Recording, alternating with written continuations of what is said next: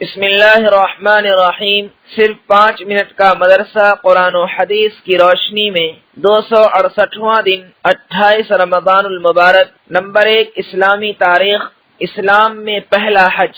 حج اسلام کے 5 ارکان میں سے ایک رکن ہے جو سن 9 ہجری میں فرض کیا گیا، لہذا اس فریضہ کی ادائیگی کے لیے اسی سال رسول اللہ صلی اللہ علیہ وسلم نے حضرت ابو بکر صدیق رضی اللہ عنہ کو امیر حج بنایا اور مسلمانوں کو حج کرانے کی ذمہ داری سپرد کی۔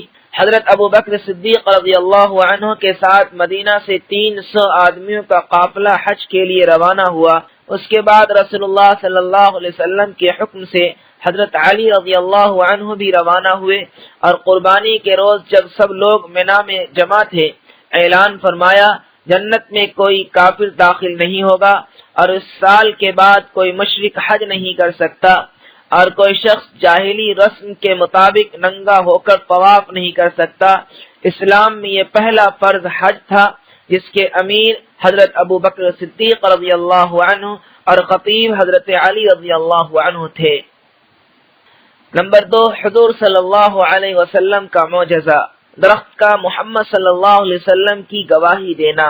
حضرت ابن عمر رضی اللہ عنہ فرماتے ہیں کہ ہم ایک مرتبہ رسول اللہ صلی اللہ علیہ وسلم کے ساتھ سفر میں تھے کہ ایک دیہاتی آپ صلی اللہ علیہ وسلم کی خدمت میں آیا تو آپ صلی اللہ علیہ وسلم نے فرمایا تم گواہی دو اس بات کی کہ اللہ کے سوا کوئی معبود نہیں اور اس کا کوئی شریک نہیں اور محمد صلی اللہ علیہ وسلم اس کے بندے اور رسول ہیں۔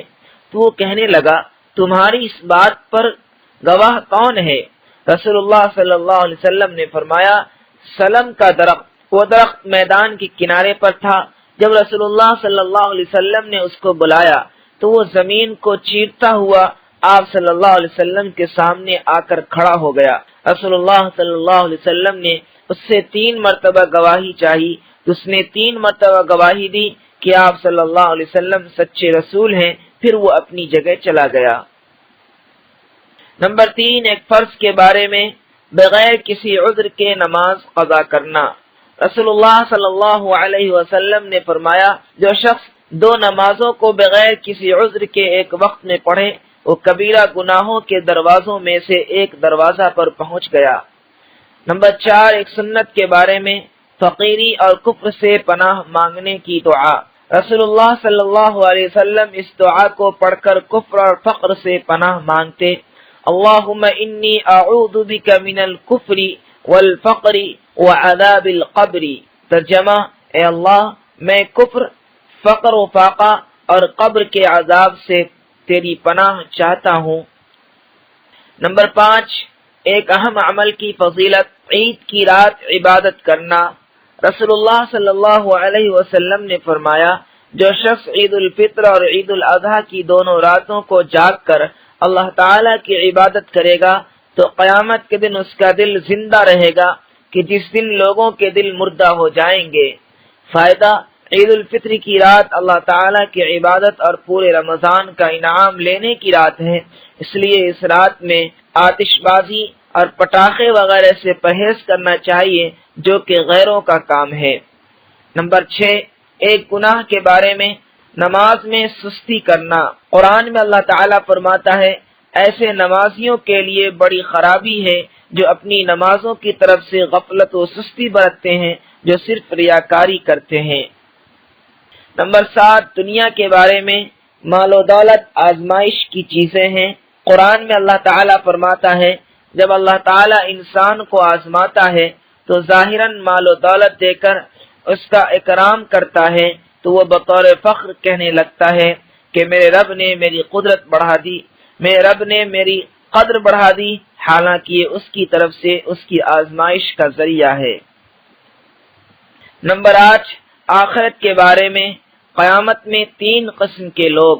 رسول اللہ صلی اللہ علیہ وسلم نے فرمایا قیامت کے دن جہنم سے گردن نکلے گی جس کی 2 دیکھنے والی آنکھیں، 2 سننے والے کان اور 1 بولنے والی زبان ہوگی۔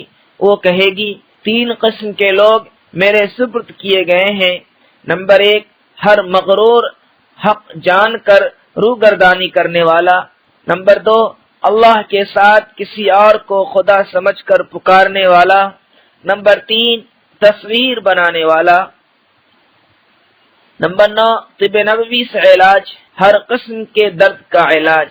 حضرت ابن عباس رضی اللہ عنہما فرماتے ہیں کہ رسول اللہ صلی اللہ علیہ وسلم صحابہ کرام کو ہر قسم کے درد سے نجات حاصل کرنے کے لیے یہ دعا سکھاتے تھے، بسم اللہ الکبیر اعوذ باللہ العظیم من شر کل عرق نعار ومن شر حر النار۔